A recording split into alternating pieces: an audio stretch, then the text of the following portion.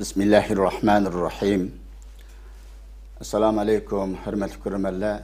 Din Hayat namlı sohbet programımızın nöbetlik sanıda aile zoravallığı ve onu tüketiş çağrıları degen tema toxtalımız. Bugünkü programımızga Şarkı Türkistan İlim Ala Birlik Reisinin vekili Mahmudcan Damalım'la teklif kıldık. Mahmudcan Damalım programımıza kadar taşırıp kaldık için köp rahmet eğitimiz. Allah ecri ezim versin. Allah razı olsun. Cemiyetimizde hem de ayanda Xitayning zulmiyetine vatqandagidek şu aile zoravallıqlari köpüyüp gitip baryapti. Biz şu İlim Ala Birlik'de özleri yok. Fatva bölümünde bir iş sütümüz bilen nurgulluğan ahvalını ko'ryapmiz. Bazı ailede o'zininki aile tavabatlarga zulm qiladigan, zoravalliq ishlatadigan ahvollar eg'ir. Bu zoravalliq buningki bir qancha turlari bo'ladi ekan. Ruhiy zarba berish, jismoniy jihatdan aziyat qilish, ba'zi iqtisodiy huquqlarga daxl qilish degandek. Shuni bir xalqlarimiz bu şeriat nazarı bilen bunu bir düşünüp muşu bir illetlerini tügesi ekan degan ümit bilen bu program qilib o'tiribmiz. Biz zoravalliq qanday bo'ladi, buning turlari ustida bir tushuntirib o'tgan bo'lsalar qani marhamat. Bismillahirrahmanirrahim. Elhamdülillah ve salatu vesselamu ala Resulillah thumma amma ba'd. Esselamu aleyküm ve rahmetullahi ve berekatuh. Allah subhanahu ve taala bu filgramımızda özümüz ve halkımız için menfaatlik qilsin. Amin.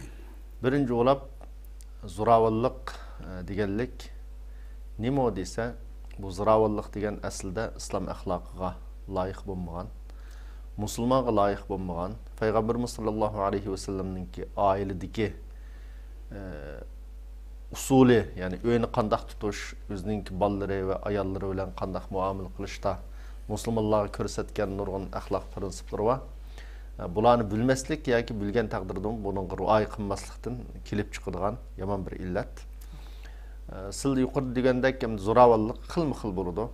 Eng buning xatarligi qaysi desa, mayli ayolni bo'lsin, yoki bolalarni bo'lsin, yoki bolalarning ota-onasini bo'lsin, jismoniy tarafdan, ya'ni azar yetkazishi, urishi, ma'lum bir yerlarini jarohatlantirishi, iz chiqarib qo'yishi, ya'ni qattiq qo'llik qilishi. Mayli bu qattiq qo'llik qilish qo'l bilan bo'lsin, yo tayoq bilan bo'lsin, yo kamarli bilan bo'lsin. Masalan, bizning necha ashunday ahvollarni angladik. Kamarlarini sug'urib, o'zining bolalarini yoki ayollarini urdigan, yoki boshqa narsa bilan urdigan bu shunday ahvollar bor. Bularning hammasi shu zo'ravonlik qatoriga kirdi. Tabii halde zo'ravonlikning ikkinchisi til ahanat qilish hamdir. Yani mesela ayolni qattiq haqoratlab tillash yoki ballani tillash va sen ang dört bala sen zodi yarmas, men sendek vaqt anda qildim manda qildim degandek, yani ballani o'zininki saboqdoshlari yoki yaxshiroq o'qigan yoki axloqroq boshqa bir ballaga selishtirib ballarını hakaretlash, haddidan ziyade ağzını bozup tillash o'zining balasi bo'lmasa, nayte sat gaplarni qilib tillaydi ekan ba'zi ota-onalar. Voy sen halaldan bo'lganmi yo qanday ben o'qimayman sening degan shunday gaplarmi jamiyat 101 degan o'zining balasiga qartadi. Afsus bu ko'ryapmiz, yani ba'zi İlim Ala Birligiga zaten nurg'uldan arz shikoyatlar kelyapti. O'zininki necha xonimlarni sat tillash bilan, hatto qo'l tekizish bilan o'zining farzandlarini oilasiga bunda bir aile degan bir do'zax aile hamdir. Tabii. Bu dünyada turib bir rahat, baxsadatlik aile qilmay, shunday qilsak, ayandalik vatandagi bo'layotgan kunlik ish muhavali, bu ro'y tushkunlik bo'layotganda bir chet elda bo'lsin chiroyli yarashib turish kerak edi. Afsus, ba'zida ham shunda jamiyatda hali yaxshi deb tutilgan odamning ichida menda zo'ravonliklar bak eg'ir ekan endi. Etinish kerak, nima deslar? Nurg'un insonlar odatda jamiyatda o'zininki og'inlari, do'stlari bilan yaxshi o'talaydigan ahvollar bor. Nurg'un odam do'stlari bilan yaxshi o'tadi, bordi, masalan, oshxonalarga kirib tomoq yeydi, yo joylarga ziyorat qiladi, sayohatga bordi, shundoq yaxshi. Ya'ni illiq muomala qila oladi o'zining og'inlarga. Lekin bu illiqlik oilada yo'q endi. Oilada mayli o'zining bolalariga bo'lsin, mayli o'zininki ayoliga bo'lsin, Hatta bunlar desek hem de ayallarının hemisi yüzünü perişti savlap kalmasın. Ayallardan mı bu ahvalimde? Yani bazı ahlaklık güzel, yaxşı erler var. Bunların ayalları çoğu ise o erlerini hakaretleydiğen. Eğer küçüyesi uruş diyanmaydiğen, muşundak ayallarımı cemiyette bu mu yok emesem. Bunun hemisi ne mi ise muşu adette İslam ahlakını üzeri yetiştiremmeyenliği. Peygamberimiz sallallahu aleyhi ve sellem mesela ayallar karta la yadriba khiyarakum la yadriba khiyarakum degilik. Yani sizin yaxşınla özünün ayalını umaydı degilik. Peygamberimizninki hayatı qaraydigan bolsak 9 aylı var. Hiç kandak bir ayalını uğallık bir vakaligini biz anlap bakmadık. Yani ayallar mesela Peygamberimizin ayalları zaten nimidis kılıp her daim taatirin çıkmay muşunda kılam tedisi undaq emas. Yani şu ayallarımı malum neslini talep kılıp Kur'an-ı Kerim'de alahidi şu dese ihtiyarlık verilgen peygamberin tallısanlar yaşanlama peygamber bilen bombasa talığanlar dep ihtiyarlık verilgendi peygamberimizin tallıgan şu ayallarımı ançı peygamberimizin köңülünü yarım kılıp peygamberimiz bir ay ulanı çoğu gep kılmay taşıp etken mesela ayallarının hemmisinden yüzü örep bir aygıçılık çoğu dese ayallar yakınlaşmagan. Muşuların hemmisi bir insan boğaçka peygamberimiz bizge bütün ümmetke ülgü boğaçka muşundak ayallar bilen ziddiyet ya ki bazı kilişenmeslik mesele kilip çıksa kandak hal kılışını özünün ümmetiga üktüş üçün çoğu malum usluplarını kullangan. Lekin bunun hiç kayısı çoğu dese ayallarını uğallığı yok emdi. Kat sahabının nurgun ayalları ölen boğan vakalikleri var. Lekin ayallarını mında urte ya dep mında ahvalını çoğu biz adeti kömeyimiz. Cemiyeti karısak mı? Cemiyetteki yaramlık, yaxşı adamla mesela meyli ehlerim bolsun her kayısı sahada buladın buna ahval yok emdi. Yaxşı adamlarda çokum bu yok. Balla kartamıcı değilse mesela ballani bulup mu bugünkü günde mekteplerde ballı küçüğüden başlap erkillik, hürlük diyen muşuna sındırılıp sen ata-ananın erken hür sen nemiş kıysan ata-anan seni çekleyemeydi, tusuyamaydı diyen muşundak bir terbiye bilen terbiyelini vatkan bir vakitte bugünkü de günde çoğu deyse katlı kolluk kılışının üzeri çoğun bu balını ata-anandan ayrı bitirken. O bala ata-ananı taşlap çık gidirgan hale şekillendiken. Şunun için bugün günde bulup mu? Burun mu tabi halde her kandak vakitte mihirballık kılış, küyüneş Peygamberimizdeki hadisi var. Men lem yerham sagirana ve yuvakkir kebirana feleyse minna. Yani küçüklerini hürmetlemegen, küçüklerge rahim kılmagan, çoğlarını hürmetlemegenler bizden işimizden emez. Degeni bu yada eyipleşemdi ulan. Sükeş.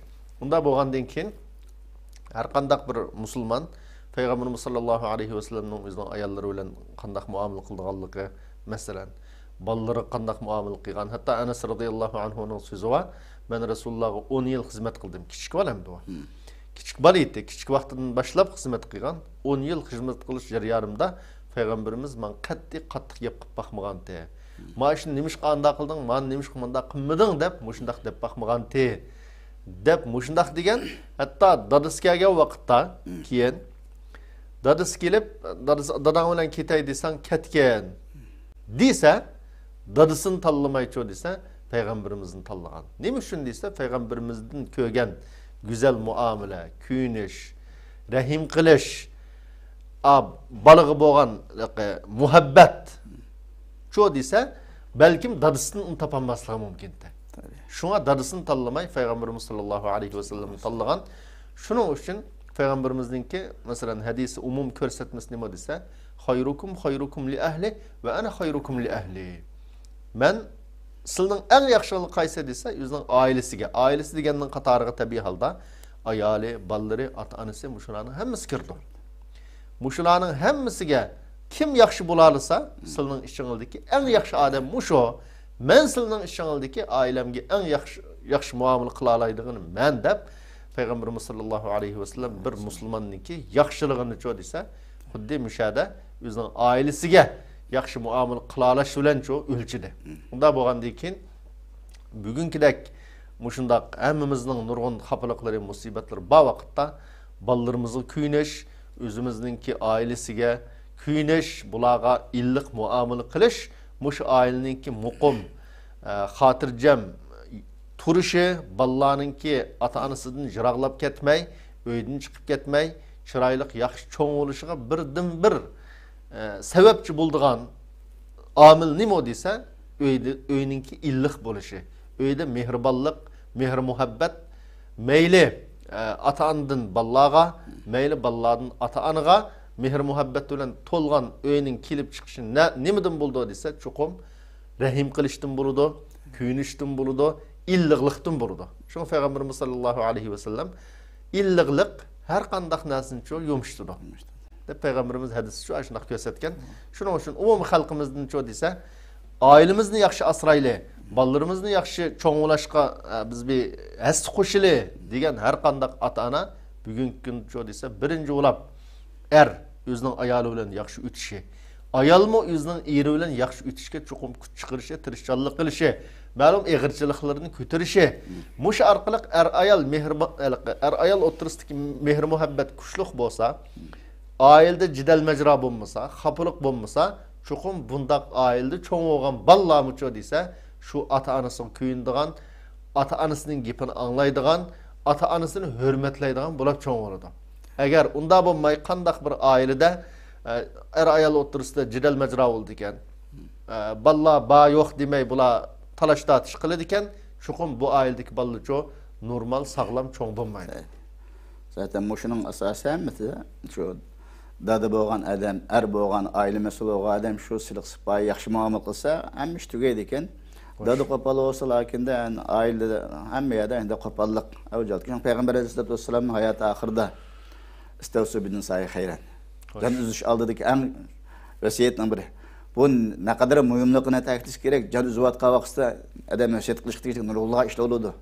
Resulullah'ın ki hayatının ahırda bu tavsiye kıldık ama de o ailemizde yaxşı muamele kılışının ne kadar zürlüklerini takdirleydi. Ötkende Efsumarlık aynı bir yaxşı bir kardeşimizden ki Xotunna bedellerini köketip koyup ahırda hatta ağan toyluğunu qaytırıp birey desem ben aşırıp pul versim koyup vermeymen. Xotun menen.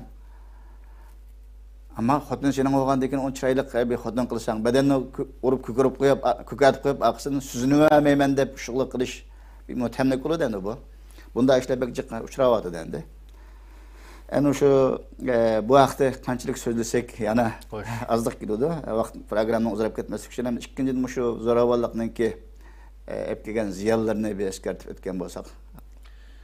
Tabii halde de her kandak bir zoravallık yani ailede zoravallık bulurken en bunun birinci zini nima oldu dese Allah Subhanahu ve Taala'nın aldığına günahkar ulaş. Bu bir müminge nispeten Allah çekligen, Allah'ın peygamberi çekligen bir işini kılış, bu arkalık Allah'ın gazavige günahkar buluş, bu bir Müslümana nispeten hemmeden bek ensereşiklik iş. Allah Subhanahu ve Taala Kur'an-ı Kerim'de mesela فَاَمْسِكُوهُنَّ بِمَعْرُوفٍ اَوْ سَرِّحُوهُنَّ بِمَعْرُوفٍ yani sizler ayallah bilen öğüt tutuşta çokum yaxşılık bilen, mehribanlık bilen, kuyunuş bilen olan tutunla, ular bilen öğüt tutunla birge yaşanla. Eğer fakat imkaniyet bulmaganda ço, en ahırkı çare nima dese koyup etiş, acırışış. Lekin bu koyup etiş mi ço? Onun hakaret kılış, uruptullah ahırda toy kızıp koyup etiş emez. Belki koyup etiş nima ço? Çıraylı koyup etinla. Yani öğünü meyil tutun, meyil hatta acırışıp giten. Bu nima olsun dese, çokum çıraylık yol bilen bolsun, mehribanlık bilen bolsun, kuyunuş bilen bolsun dep muş yol yürüyüşünü köstişe çokum her kandak bir muş ahlak tepeli diken, onda ayal çokum onda erdime acırışıp gitmen demeydi.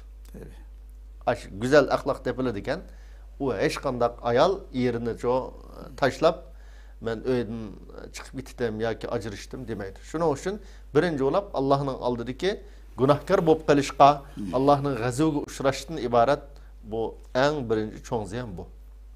An ikinci bolap bu zoravallıkның ki ikinci zini nima dese ailedeki mehribanlık yuqaydı.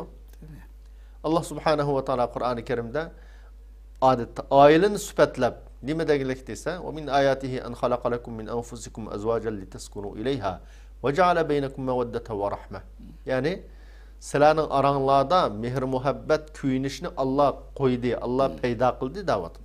Ya'ni Allohning bir ne'matini yo'qotish nimadan kelib chiqadi desa, zo'ravonlikdan kelib chiqadi. Zo'ravonlik bo'lgandan keyin bundaq o'yda mehr muhabbet kuyinish bo'lmaydi. Üçüncü, zine çokum zo'ravonlik ba ailede ballaninki sağlam çoğun oluşu nait qiyin. Balladın ayrılıp qilish mumkin, hatta balla ahlaqsız bo'lib qilish ehtimollar kuchlik, o'qiyanmasligi naiti ko'z ko'rinib turdi. Hatta o balla cho desa, keyin o'yin tashlab chiqib ketirgan ahvollarmi nima sababdan yuz berdi desa, aildeki zo'ravonlik sababidan. Ayolning, yani ata-onasining jidalleri yoki balla qilgan qo'pollik shuning bilan ne gelib bordi desa, ballaning o'yin tashlab chiqib ketish gelib bordi. Ondan sirtdan kuyindigan do'st izdisk elib bordi. Shuning bilan bu sirtdan tepib olgan do'stlar, har xil do'stlar chiqib qolish ehtimolligi bor. Mushu xumag'i kunash, mayli zaharlik, chikimlik, mayli har xil askishlarga kunab qolish nereden kelip çıkıp oturur ise köpünç halatda hem de. Hemmisini demeyimiz. Köpünç istiyor dese ailesi babalığı nispeten ailedeki zo'ravonlik sebebidir. Ailede mehr muhabbet kuyunish yok. O bala yüzünden ata-onasidan qo'rqaydi, ko'ngildagi sirlarini diyemmaydi. Şu sebepten sirtdan andan do'st izlaydi. Do'st izlab anda o sirtdagi o chekadigan odamning ait gap tatliq, siliq, chiroyli gap qila oladi. Shuning bilan voy ukam deya oladi va ya balam deya oladi. Muşunda qilib u balını ço yüzüge köndirish orqali keyin andın yaman ishlarga ço köndirdi. Nurg'un ata-onalar var. Odatda iqtisodiy sharoit yaxshi. Balaninki moddiy hayotiga shunda ko'ngil beradimda. Masalan, nima qanchalik pul xarjlayman desa berdi, qo'lda telefonning nochisi var masalan. Qanday oshxona borib tomoq yeyman desa yeydi. Lekin bu bala ço desa, pulni vergan bilan moddiy tarafdan balaninki ko'nglini qanduğan bilen o balının manevi hissiyatını, manevi tuygusunu qandumaydigan, bunu ko'ngil bilmaydigan, mayli o bala qiz olsun ya o'g'il olsun, shunun bilan puli var yanjıqda, lekin o balda muhabbet yok. Ata-onasininki kuyinishni bu bala his qilmagan. Ata-onasininki bu balaga amroqligini his qilmagan. Shunun bilan cho desa, o bala yani sirtdan ko'ngildagi gapni deydigan, do'st izlab sirtga chiqib ketish. Ata-ana qarab, voy men bunu nima deysi berib olsam, nima deysi qanday xajlayman deysi berib olsam, bu qopab bunda eski bo'lib ketdi. Bunda eskilishib ketdi u bu deb xapuludu. İnsan degan hammasi modda emas. İnsanning moddiy tarafi va ma'naviy tarafi va. Unda bo'lgandan keyin moddiy tarafni qamdashqa tirishqandimmi necha hassa manevi tarafga ko'ngil bo'linsa, o balaninki ruhiy manevi tarafının yüksek, yaxshi bo'lishiga ko'ngil bo'linsa, hatta moddiy tarafida qiyinchilik bo'lgan taqdirdimi, u bala cho'qim yaxshi odam bo'la oladi, yaramli odam bo'la oladi. Nurg'un yaxshi o'qigan bolalar, masalan, ata-onasi mumkin boy emas. Nurg'un o'qiyanmagan bolalar ata-onasi mumkin boy. Lekin cho desa, manevi tarafı yaxshi bo'lmag'achqa, moddiy tarafdan pul narqancha chiqib bergan taqdirdimi, u bala cho desa, keraksiz bo'lib qolgan ahvol mushadin kelib chiqadi. Shuning uchun ballarni ziyon tortish mushu zo'ravonlikning eng muhim natijasi, bunun oqibati. Üçüncü bo'lib, tabiiy holda bu zo'ravonlikning jamiyatga ziyonini ait ig'rimdi. Jamiyatda har qanday bir oilada shunday zo'ravonlik bo'lgandan keyin bu ballarninki shunda buzilib ketish kelib chiqadigan gap. Ballar buzulup ketkendan keyin andan her yaxshi odamning ballarimi jamiyatdagi buzuq ballar ko'payib ketsa, shuning bilan umumiy nurg'un o'smirlarninki, nurg'un ballarninki yo'ldan chiqib ketishiga, nurg'un hatto o'g'il qizlarninki to'y qilmasligi, to'y qilishdan ansirishi, qo'rqishi, mushuning hammasi nimadan kelib chiqadi desa, mush oila zo'ravonligidan. Masalan, bir ayolning ashuna zulm qilinganligini bir qiz bola anglasa ya ko'rsa, tabiiy holda cho desa, voy men to'y qilsam, menga shunda zulm qildigan o'xshaydi, meni shunda urdigan o'xshaydi, haqoratlaydigan o'xshaydi deb, to'y qilishdan vukadigan, to'y qilishdan qochirgan, mushundaq ahvollarmi cho desa, oila zo'ravonligidan kelib chiqadi. Ondan to'y qilishdan vukkandan keyin bu yerda insonninki mayli er olsun, ayol olsun, biz ehtiyoji bor. Mumkin bu ehtiyojini cho desa, ondan to'y qilmay harom yo'l bilan qandirdigan ishlar Nereden kelip çıkıyor desem, şu cemiyetteki, ailedeki kalayımkançılıktan bu yaman illetlermi kelip çıkıyor. Şunun için her bir meyli ayal bolsun, meyli ballı bolsun, özününki şeriat çekilgen, ailenin muqimligi ta'sir yetkizadigan, ailedeki mehr muhabbetga ta'sir yetkizadigan bir ishni qilgan vaqtda cho'qim o'zining ailasiga buning qanchalik ziyo yetkazadiganligi va jamiyatga qanchalik ziyo yetkazadiganligini hisoblashib qilish lozim. Zaten bunun birincisi değil Rabbimizdeki gazvege mubtala olup kaladı. Onu Allah Teala bunda kopallıklarını, zoravallıklarını yaxşı görmeydi. Anadan bu devamlı şivasatta bir aile veyran buludu. Aile veyran bolgandan talak nispeti köpüp gidiyor cemiyette ajrış işlere. Ajrış iş bolgandan bu cemiyetteki buzuruşun bir yoldur degen. Bugünkü her kaç devletlerdeki tekşiriş istatistikalarından qaraganda mı? Uşak ballarının köpünçe cemiyetteki yolun çıketkenlikler, şu ailesiz zoravallık bolgan, ailenin farzand ikenliklerini dünya ta'kidlavadı dendi. Hakikaten bu onun ziyalıları pek eğrendi. Allah razı olsun. Endi bu zoravallıktan kezen ziyalılarının eğrilikini obdan yurtup böyle, bununki tügütüş çağrılarının bir көрерменler bilen ortaklaşsak, bunun yolları kaysı, bundan qanday qutulğulu boludu bu yama illettin? Birinci bulap bu yaman illettinki tügütüşninki en muhim yolu bir Müslüman müminge nispeten bu işnin haramlığını biliş, bu haram degen işninki akıbetinin ne kadar yaman ikenligini biliş. Allah'ın aldıra çokum bununla hesap berdiganligini oylaş. Yani özünün bu dünyada her qancha kuchlik bolsun, her qancha özünün ailesiga zulm qila oladigan bolsun, lekin özünün çokum öldiganligi. Ölgenden keyin shu hamma ishga nisbatan sodir bo'lgan har qanday qiliqiga hisob berdiganligini o'ylash lozim. Bir mo'min shunda bir zulm qilay degan vaqtda masalan, shu Allohning oldida qiyomat kuni hisob berish maydonini eslasa, cho'qim o'zini tatidi. Eng birinchi bo'lib bu shu Allohning oldiga men hisob berman, qilgan ishimning hammasini malaikalar yozib qo'ydi.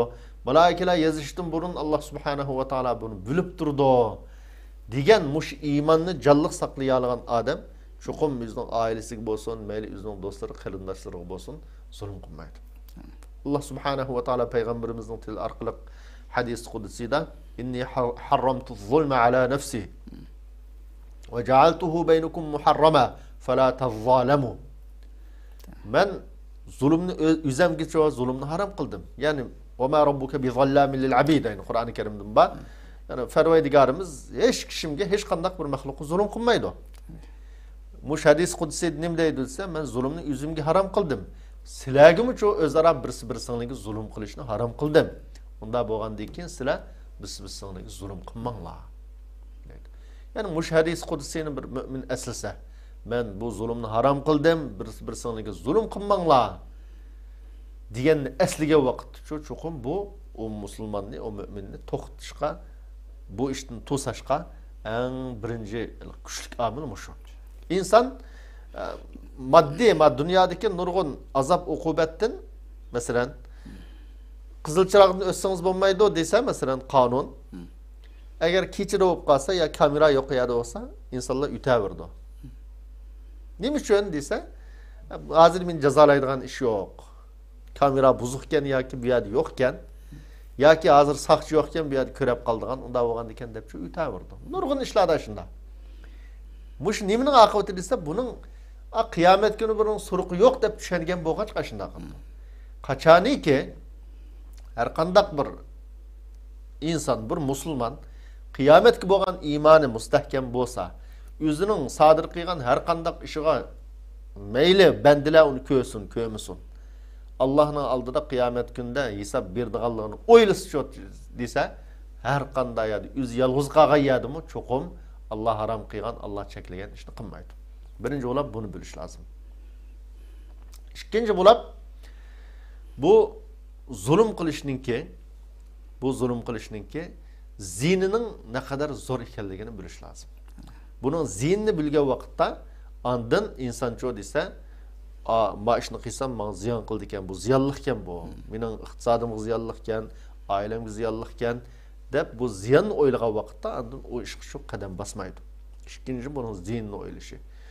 Uchinchisi bu shu oila zo'ravonligininki oxirsida elib boradigan natijasiniki taloq ekanligini, ya'ni er ayolning ajrashib ketishga elib berishi. Er ayolning ajrashib ketishga elib berishning o'zi bu shaytonni xo'sh qiladigan bir ish ekanligini buni o'ylash lozim.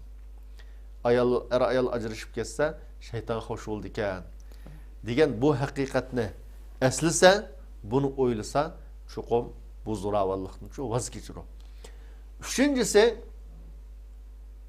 buningki oilaga ballag bo'lgan zinaninki naqadar yuqori ekanligi, ballarninki sog'lom cho'ng bo'lishiga naqadar yomon ta'sir ko'rsatganligi, yaxshi o'qishiga naqadar yomon ta'sir ko'rsatganligi, kelgusida yaramliq bir odam bo'lishga naqadar yomon ta'sir ko'rsatganligini o'ylashi lozim. Mushuni o'ylagan vaqtda har qanday bir ota-ona o'zining ballarninki o'zidan ortiq afzal bo'lishini umid qiladi. Mayli ilmiy tarafdan, mayli iqtisodiy tarafdan, mayli jamiyat ko'z obro'yi har tarafdan bo'lsa, har qanday ota-ona cho desa, har qanday ota-ona bir inson odatda har qanday vaqtda insonning tabiatida buni iymon kontrol qilib tug'magan sharoit ostida, islom yo'l yo'riqlari kontrol qilib tug'magan ostida bosh qurib turish bo'lmasa, har qanday vaqtda cho desa, o'zining boshqalardan ustun bo'lishini, boshqalarning o'zidan ustun bo'lib ketishini xohlamaydigan tabiat insonda bor. Bu insonning tabiati.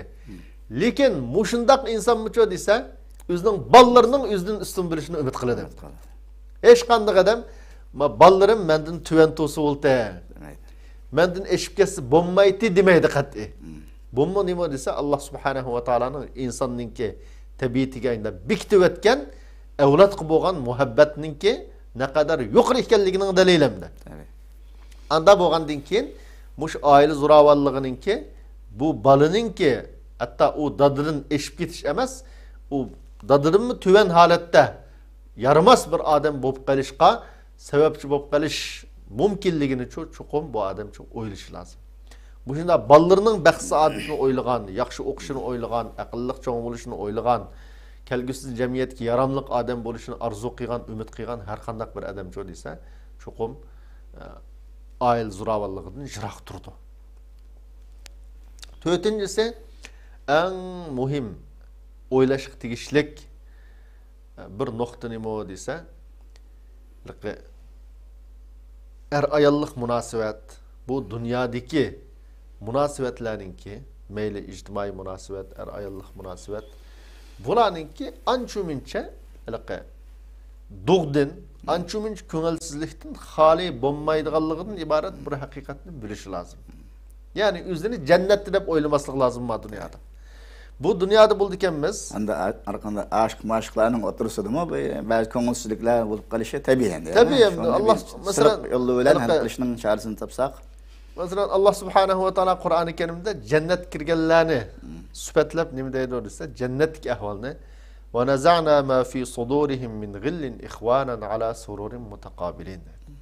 Biz o müminlarning shu jannat kirganlarning qalbidan birisi-birisiga bo'lgan dushmanlik, adovat, hasad bunu julub elvetdik deydi.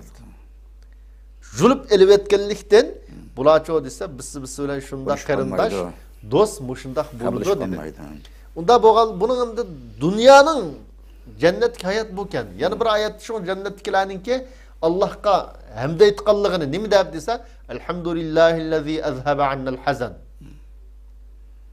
İnna rabbana lagafurun shakur. Yani bizden g'am qayg'u musibatni bizden ketkizib o'tgan, bizden yiroq qilgan Allohga hamd olsun deb mushundaq deydi qachon? Bu jannatda. Unda bo'lgandan keyin bu dunyoda cho desa, har qanday oila, har qanday bir jamiyat, har qanday bir do'st o'zaro cho ma'lum bir ishlarninki, ko'ngilsizliklarninki, birisining ko'nglini yarim qildigan ishlarning yuz berdiganligi bu mush dunyoning tabiati ekanligi. Mush dunyoda insonlarni Alloh mushundaq yaratganligi. Shunga yana bir oyatda laqad xalaqnal insana fi kabad deydi. Biz insonni jafo mushaqqat ichida yaratdik deydi. Har qanday inson mayli moddiy, mayli ma'naviy, mayli iqtisodiy, her tarafdan ma'lum bir jafo mushaqqat bu dünyanın tabiiy ekanligini his qilish lozim. Buni his qilgan vaqtda oilada bo'lgan ancha-muncha ko'ngilsizlik bu ishlar uchun sabr qila oladigan, bunga chiday oladigan, bu dunyoning shunday jafo mushaqqatlik dunyo ekanligini, bu dunyodagi jafo mushaqqatga chidamasa, oxiratdagi rohat farog'at jannatga erishamaydiganligini aslisa bir inson mushuni kallasini chiqarib qo'ymasa, chuqum u oila zo'ravonligi bu bundaq yomon nachar illatlardan shiroq tura oladi. Ma'lum mayli ayoldan kelgan, mayli ballardan kelgan ancha-muncha ko'ngilsizliklarga sabr qilish bilan, chidamchanlik bilan, aql, idrok bilan to'g'ri, sog'lom muomala qilishga qodir bo'la oladi. Buning kuchi yetadi. Agar o'zini jannat hisoblab qilib, "Voy, nimishqa mening oilamda bunda xapili qurdi, nimishqa balam meni bunda xap qurdi, ya ayolim nimishqa nima desam shuni darhol qilmaydi" deb masalan kallasiga mandanas kirwas shu. Bu odam chuqum oilda bo'lgan kirzis, xapiliklarni to'g'ri bir taraf qilolmaydi. To'g'ri bir taraf qilolmay, shuni bilan ondan zo'ravonlik qiladi, oxiridagi natija texmo yomon bo'lib kelib chiqadi. Shuning uchun shu muhim nuqtaning birichi desa, bu dunyoning bu shunda ancha-muncha jafo mushaqqat, xapilik, mayli ayolning erga yoki erning ayolga yoki balning ota-onasiga shunda ba'zi ko'ngilsizliklarning bo'lganligi, buning bilan ondan to'g'ri muomala qilishni bilish bu oilani yana muqim saqlab qolishga, oiladagi mehr muhabbatninki yo'qolib ketmaslikka sabab bo'lgan muhim omil. Ko'p rahmat, Alloh razı olsun. Nihayeti manfaatli bir program bo'ldi. Cenab-ı Allah hammaylarni shu programdan foydalanishga nasib qilsin. Hurmatli ko'rarmanlar, vaqt munosabati bilan programmamizni bu yerda oxirlashtiramiz. Keyingi sonlarda qayta uchrashish umidi bilan har biringlar bilan xo'shlashamiz. Xayr va salomat bo'linglar. Vassalomu alaykum va rahmatullohi va barakatuh.